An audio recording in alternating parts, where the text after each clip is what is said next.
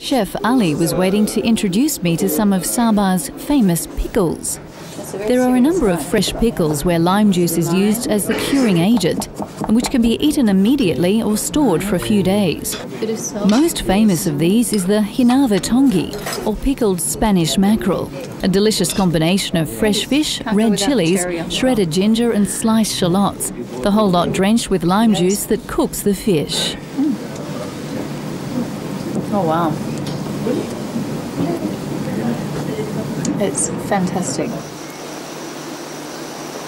As the sun set, I was drawn back to the seashore and the night bazaars.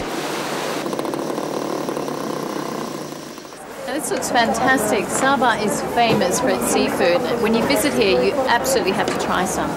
Now, I'm going to have some of this one here deep fried, you're suggesting, with a special sauce. Yes. This one looks good. That looks great. All right, so let's go out to the kitchen and take a look at the cooking process. It's nothing like Malaysian style cooking with fresh seafood. Yeah?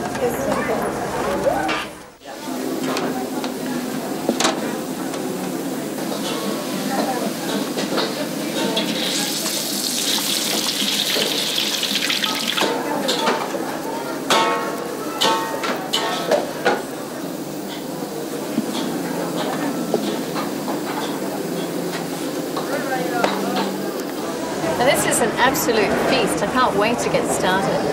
I've got here some stir-fried vegetables with scallop, and this is deep-fried fish, sweet and sour. Wow, and here's the calamari. Wow, fantastic. This is all for me? Yes? All of it. Great. This is a steamed fish with spices, deep-fried or baked crab there it looks like, and vegetables, some with seafood.